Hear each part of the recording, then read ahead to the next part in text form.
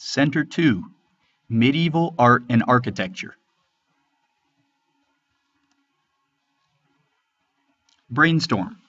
Predict what art and architectural features you expect to see in medieval Europe. Hint: think back to the Greco-Roman and Byzantine empires. Press pause on the video and make a brainstormed list in the brainstorm box on your Center 2 packet.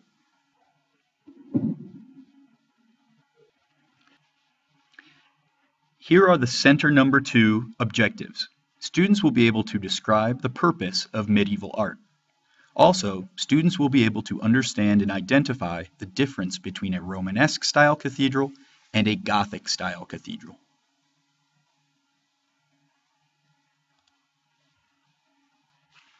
Medieval art. Nearly all of the art at this time was religious. Another word you could say there is sacred. This means that all of the art at this time had to do with religion and the Catholic Church. And most of this art was created for the purpose of beautifying and making more artistic their cathedrals, their gigantic churches in Western Europe. These cathedrals ended up looking like art galleries. Walls covered in stone sculptures, windows of stained glass. They were painted nearly from floor to ceiling.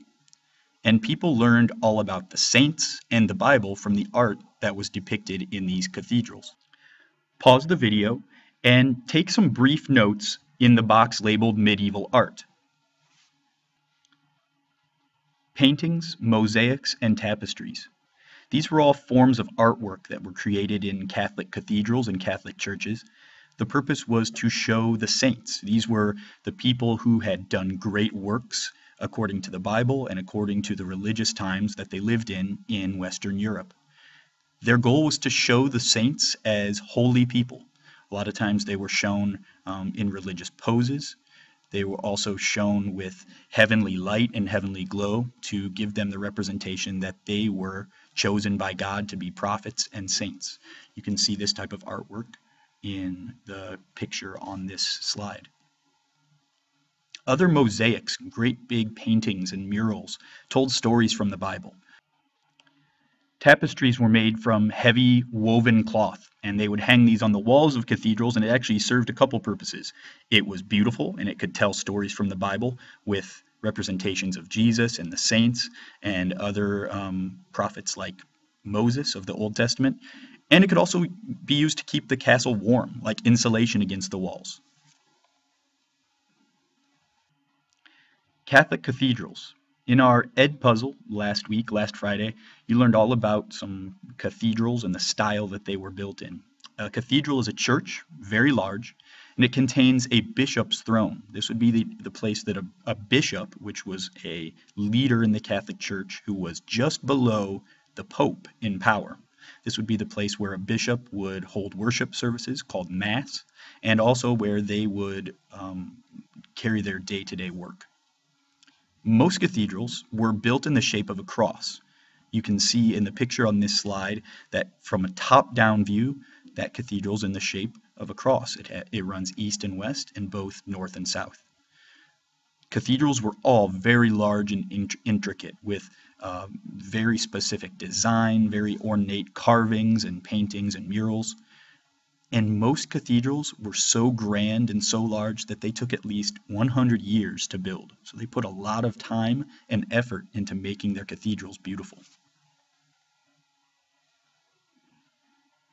At this time, you can pause the video and fill in some quick notes in the box that says Catholic cathedrals. Types of architecture. We're now at the bottom of the first page of Center 2. There are two very specific types of architecture that were used in the cathedrals of Western Europe during the Middle Ages. The first one is called Romanesque. These characteristics of Romanesque architecture were thick walls and pillars, symmetry, large towers at the top of each cathedral, round arches, and groin arches. In the space at the bottom of your Center 2 Art and Architecture Center, describe Romanesque architecture. Why do you think it's called Romanesque? Gothic style architecture. This type of architecture was originated by the French in France, and historians look back on this type of architecture as being much more complex than the Romanesque style. It was characterized by pointed arches, less symmetry, taller structure, lots of big windows, meaning letting a lot of light into the cathedral, higher spires, which are the very tip top of the cathedral, and flying buttresses, which we'll look at in a second. Pause the video and fill in some characteristics of the Gothic style architecture. This slide is meant to depict all of the types of characteristics of Gothic architecture. You can see there are multiple smaller towers. Flying buttresses are the parts of the cathedral that are shooting off of the main structure. They're almost like the arms of the cathedral. Notice the skeleton-like structure. You can see that all of the arches and all of the buttresses create what looks almost like the skeleton of the cathedral. They had high pointed vaults and pointed arches.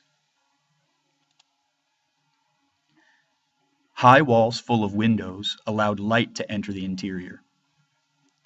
Where this Gothic cathedral has lots of light coming in, it's bright, it allows people to see through the stained glass and see around them inside the cathedral. A Romanesque, which is not pictured here, would be much more dark, much more solemn looking because it's so dark inside. The flying buttresses of Gothic-style architecture allowed builders to make higher, thinner walls while maintaining support. Building higher reflected as a desire to be closer to God and to build a finer church than the neighboring town. So a lot of the competition between small villages, towns, manors, and kingdoms of the Middle Ages was based on who could be the most sacred, who could have the greatest cathedral. You can see over here the flying buttresses that are offshooting from the cathedral. Gothic-style architecture also included sculptures of gargoyles.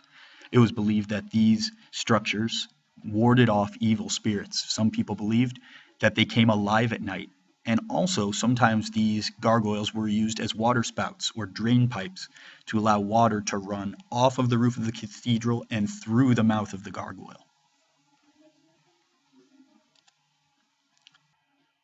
One of the more famous Gothic-style cathedrals is the Chartres Cathedral. It was created in Chartres, France in around 1260 CE. You can see that it has a lack of symmetry, which means that what's on the left side is not a mirror image of what's on the right side. Between right and left, they had different styles. It dominates the skyline, meaning that it's very tall and it could be seen from a very long distance.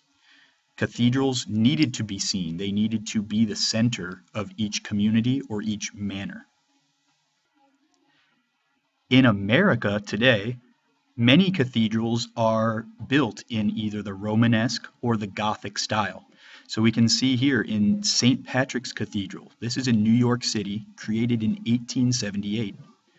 Which style, Romanesque or Gothic, do you think is depicted here? Can you guess where these cathedrals are located? Take a moment if you need to go back through the video, back through the slides, and fill in each of the spaces on your Center to Art and Architecture packet.